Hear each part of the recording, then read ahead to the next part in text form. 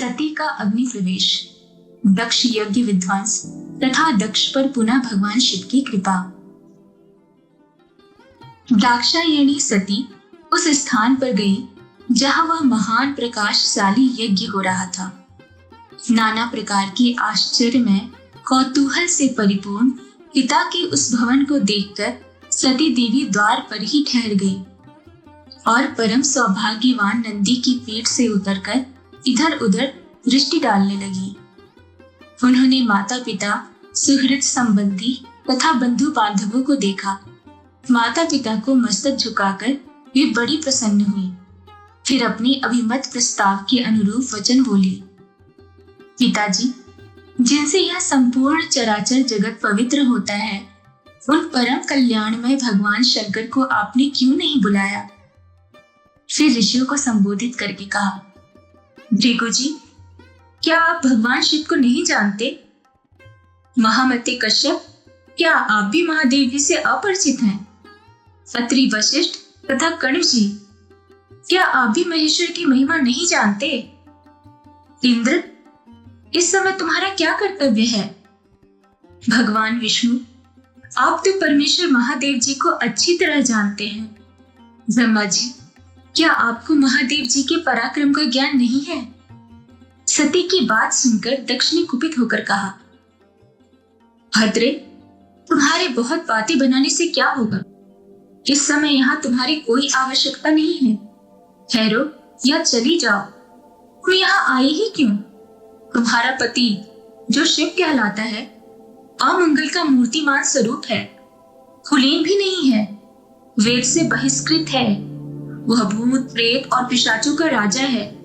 इसीलिए इस यज्ञ के निमित्त उसको आमंत्रित नहीं किया गया है। विश्ववंदिता सती अपने पिता को शिव की निंदा में संलग्न देख अत्यंत क्रोध में भर गई और सोचने लगी, जो महादेव जी की निंदा करता है तथा जो उनकी निंदा होती देख चुपचाप सुनता है, वे दोनों नरक में जाते हैं और जब तक सूर्य चंद्रमा की स्थिति है तब तक उस नरक में ही पड़े रहते हैं। अतः अब मैं इस देह को त्याग दूंगी, अग्नि में प्रवेश कर जाऊंगी।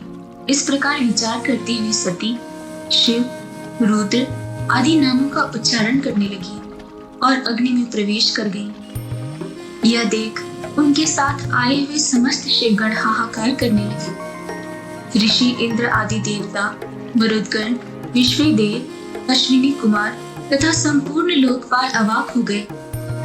दक्ष यज्ञ में सम्मिलित हुए सभी ऋषि मुनि इस घटना से भयभीत हो उठे।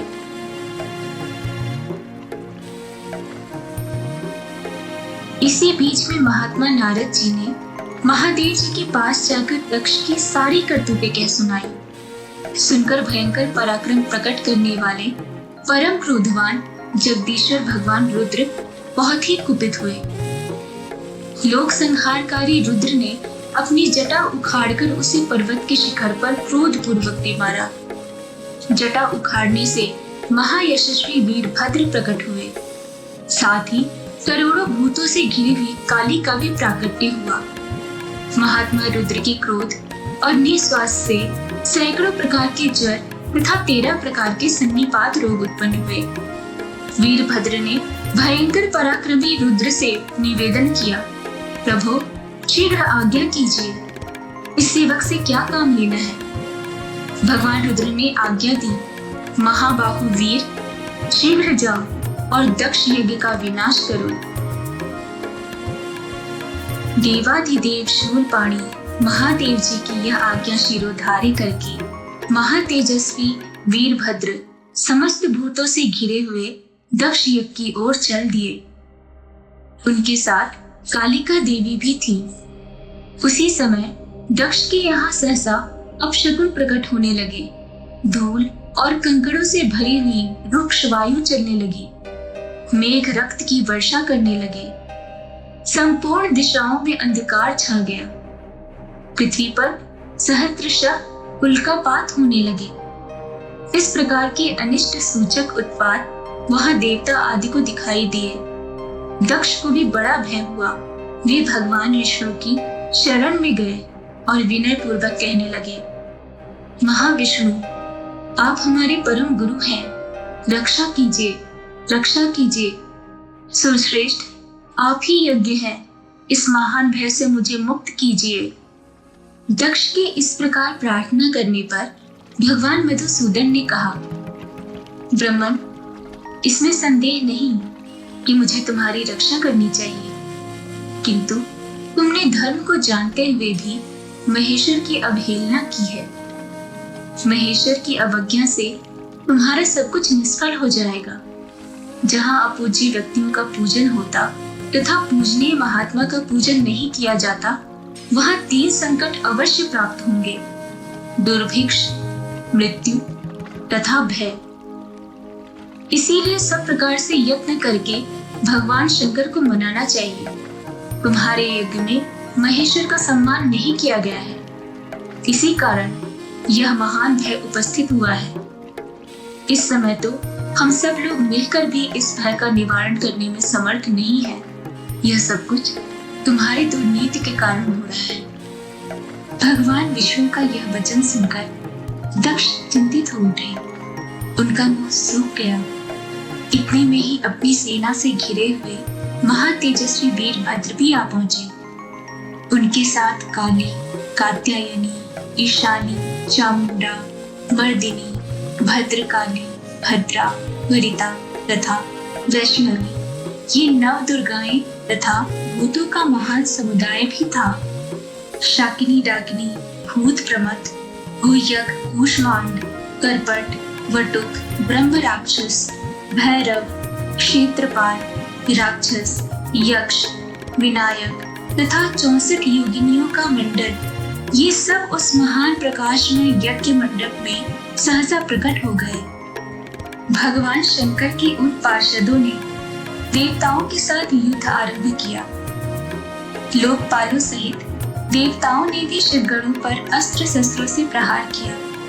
यद्यपि वे लाखों की संख्या में थे, तथापि इंद्र आदि लोकपालों ने उन्हें रण से विमुख कर दिया।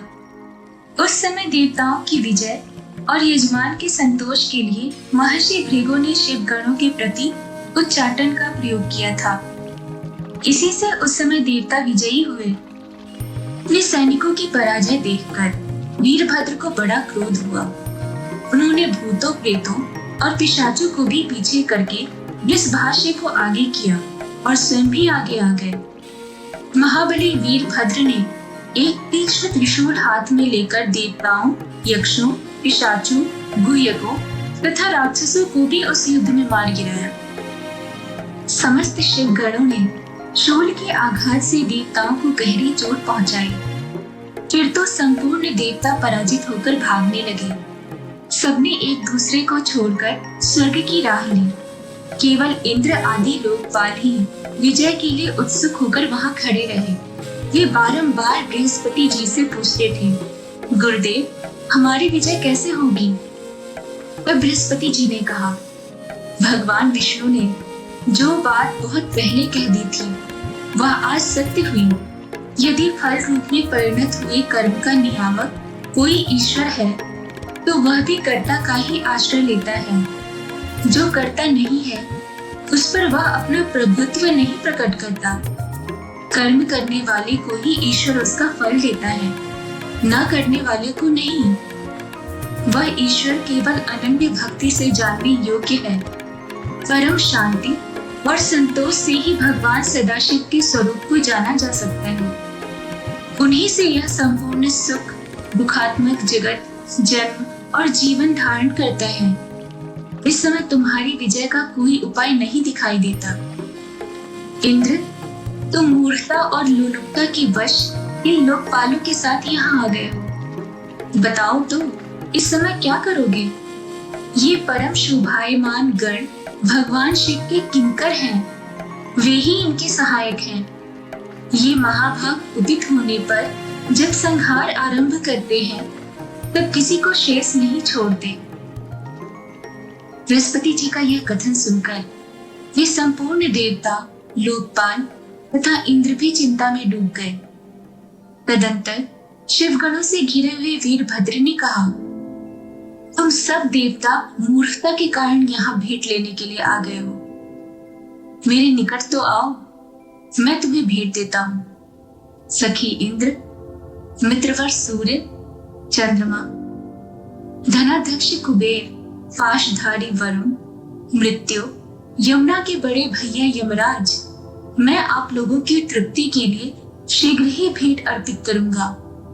यूं कहकर क्रोध में भरे वीरभद्र ने सब देवताओं पर बाणों की बौछार आरंभ कर दी।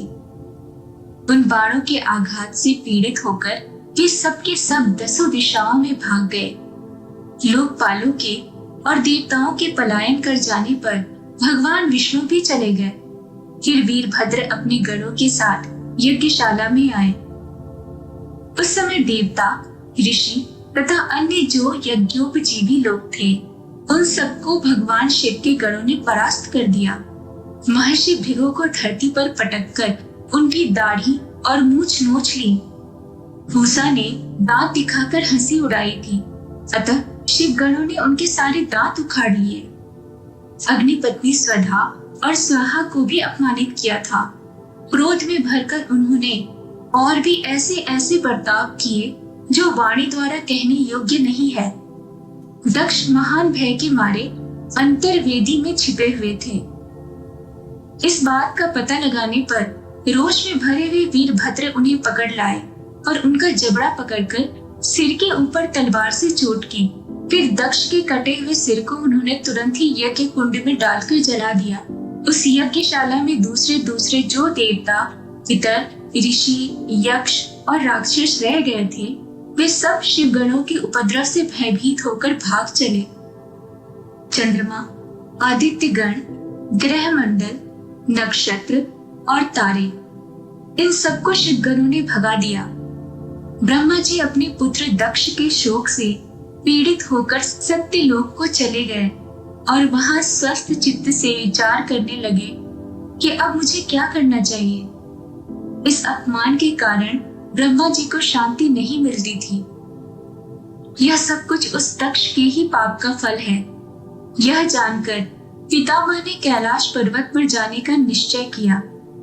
महातेजस्वी ब्रह्मा जी हंस पर आरूढ़ हो सब देवताओं के साथ पर्वत श्रेष्ठ कैलाश पर गए।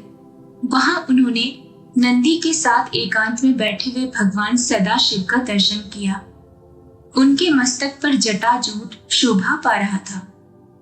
भगवान शिव को देखकर ब्रह्मा जी दंड की भांति पृथ्वी पर पड़ गए और अपना अपराध क्षमा कराने के लिए उद्यत हो अपने चारों मुक्तों से भगवान शिव के चरणार बिंदु का स्पर्श करते हुए उनकी स्तुति करने लगे। ब्रह्मा जी बोले, शांत स्वरूप, सर्वत्र व्यापक, पर ब्रह्म रूप परमात्मा भगवान रुद्र को नमस्कार है। मस्तक पर जटाजूट धारण करने वाले महान ज्योतिर्मय महेश्वर को नमस्कार है। भगवान, आप जगत की सृष्टि करने वाले प्रजापतियों के भी सृष्टा हैं। आप ही सबका धारण पोषण करते हैं। आप सबके प्रपितामह हैं। आप ही रुद्र, महान, नीलकंठ और वेधा हैं। आपको नमस्कार है। यह संपूर्ण विश्व आपका स्वरूप है।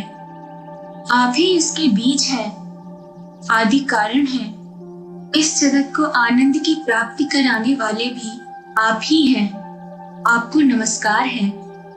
आप ही ओमकार, वशटकार तथा संपूर्ण आयोजनों के प्रवर्तक हैं। यज्ञ, यजमान और यज्ञ प्रवर्तक भी आप ही हैं। प्रभु, देवेश्वर, यज्ञ प्रवर्तक होकर भी आपने इस यज्ञ का विनाश कैसे किया? महादेव, आप ब्राह्मणों के हितैषी हैं, तो भी आपके द्वारा दक्ष का वध कैसे हुआ? रुद्र, आप तो गौओं और ब्राह्मणों के प्रतिपालक हैं, समस्त प्राणियों को शरण देने वाले हैं।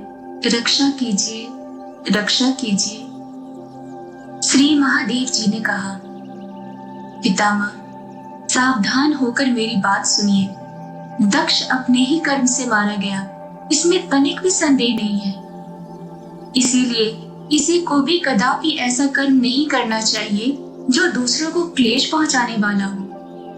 ब्राह्मण, जो दूसरों को कष्ट देने वाला कर्म किया जाता है वह एक दिन अपने ही ऊपर आ पड़ता है। यूं कहकर भगवान शंकर उस समय ब्रह्मा आदि देवताओं के साथ कनखल तीर्थ में, जहाँ प्रजापति दक्ष का यज्ञ मंडप था, गए। वहां जाकर उन्होंने वीरभद्र के द्वारा जो कुछ भी किया गया था सब देखा। स्वाहा सुधा उषा बुद्धिमानों में श्रेष्ठ भृगु, अन्यान्य ऋषि, समस्त पितर, यक्ष, गंधर्व और किन्नर जो भी वहां जिस अवस्था में पड़े थे सबको भगवान शिव ने देखा। किसी के अंग भंग हो गए थे, किसी की दाढ़ी और मूछें नोच ली गई थी तथा कुछ लोग रणभूमि में मरे पड़े थे। भगवान शंकर को आया देख वीरभद्र ने समस्त गणों के साथ उनके चरणों में दंडवत प्रणाम किया और वे सामने हाथ जोड़कर खड़े हो गए। महाबली वीरभद्र को अपने आगे खड़ा देख महादेव जी ने हंसते हुए कहा, वीरवर, यह तुमने क्या किया? दक्ष को शीघ्र यहाँ ले आओ। जिसने ऐसा यज्ञ किया और उसका वैसा ही विलक्षण फल भी प्राप्त किया। शंकर जी के यूं कहने पर वीरभद्र ने बड़ी उतावली के साथ दक्ष का धड़ लाकर उनके सामने डाल दिया। तब शंकर जी ने कहा, वीर, इस दुरात्मा दक्ष का मस्तक कौन ले गया? यदि मिल जाए तो कुटिल होने पर भी इसे मैं जीवित कर दूंगा। यह सुनकर वीरभद्र फिर बोले, भगवान, मैंने उसी समय इसके मस्तक को अग्नि में होम दिया था। अब तो केवल पशु का सिर बचा है, किंतु उसका मुख बहुत विकृत हो गया है। ये सब बातें जानकर भगवान शिव ने पशु के भयंकर मुख को, जिसमें दाढ़ी भी लगी थी, दक्ष के धड़ से जोड़ दिया। इस प्रकार भगवान शंकर की कृपा से दक्ष को नया जीवन प्राप्त हुआ। दक्ष अपने सामने भगवान रुद्र को उपस्थित देख लज्जा से गड़ गए। उन्होंने लोक कल्याणकारी भगवान शंकर के चरणों में मस्तक झुकाकर उनका स्तवन किया। दक्ष बोले, सबको वर देने वाले सर्वश्रेष्ठ देव भगवान शंकर को मैं प्रणाम करता हूँ। सनातन देवता शिव को मैं सदा नमस्कार करता हूँ। देवताओं के पालक और ईश्वर पापहारी हर को मैं प्रणाम करता हूँ।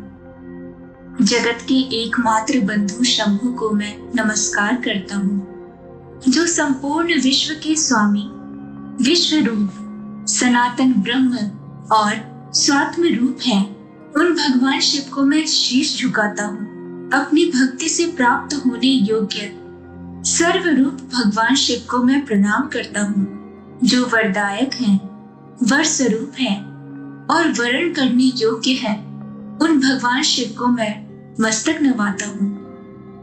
नमामि देवं वरदं वरेण्यं, नमामि देवं च सदा सनातनं, नमामि देवाधिपमीश्वरं हरं, नमामि शंभुं जगदेक बंधुं, नमामि विश्वेश्वर विश्वरूपं, सनातनं ब्रह्म निजात्म रूपं, नमामि सर्वं निज भावगम्यं, वरं वरेण्यं वरदं नतोऽस्मि।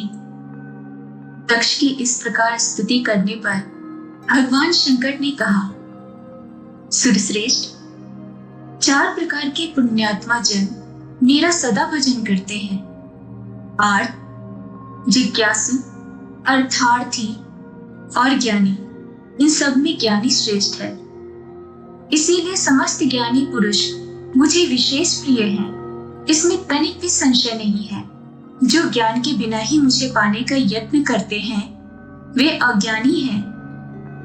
तुम केवल यज्ञादि कर्म के द्वारा संसार सागर के पार जाना चाहते हो, परंतु कर्म में आसक्त हुए मूढ़ पुरुष वेद, यज्ञ, दान और तपस्या से भी मुझे कभी नहीं प्राप्त कर सकते। अतः तुम अंतःकरण को एकाग्र करके ज्ञान निष्ठ होकर कर्म करो। सुख और दुख में समान भाव रखकर सदा प्रसन्न रहो। दक्षेण संस्तुतो रुद्रो बभासे प्रहसन हरः, चतुर्विधा भजन्ते मां जनाः सुकृतिनः सदा। आर्तो जिज्ञासुरर्थार्थी ज्ञानी च सुरस्तम तस्मान् मे ज्ञानिनः सर्वे यः स्युर्नात्र संशयः। विना ज्ञानेन मां प्राप्तुं यतन्ते ते हि बालिशाः। केवलं कर्मणा त्वं हि संसारं तर्तुमिच्छसि। न वेदैश्च न यज्ञैश्च न दानैस्तपसा क्वचित् न शक्नुवन्ति मां प्राप्तुं मूढा कर्मवशा नराः। तस्मात् ज्ञानपरो भूत्वा कुरु कर्म समाहितः सुख दुख समो भूत्वा सुखी भव निरंतरम। तदनंतर दक्ष को वही कनखल तीर्थ में रहने का आदेश देकर भगवान शिव अपने निवास स्थान कैलाश पर्वत पर चले गए। फिर ब्रह्मा जी ने भृगु आदि संपूर्ण महर्षियों को आश्वासन तथा बोध प्रदान किया। वे सब ऋषि मुनि प्रत्यक्ष ज्ञानी हो गए। इसके बाद पितामह ब्रह्मा जी अपने धाम को गए। इधर प्रजापति दक्ष को भगवान शंकर के उपदेश से उत्तम ज्ञान की प्राप्ति हो गई। वे शिव जी के ध्यान में तत्पर होकर तपस्या करने लगे। इसीलिए सर्वथा प्रयत्न करके सबको भगवान शंकर की आराधना करनी चाहिए। इस पावन यात्रा के अंत में हमें यह याद रखना चाहिए कि स्कंद पुराण में भगवान शिव की महिमा और उनके उपदेश हमें जीवन के सही मार्ग पर चलने के लिए प्रेरित करते हैं। हमें आशा है कि आपको डिवाइन टॉक्स के माध्यम से स्कंद पुराण की यह यात्रा पसंद आई होगी। कृपया अगली महिमा के लिए हमारे साथ बने रहें और गहराई से भगवान शिव की अनंत महिमा को समझें। धन्यवाद।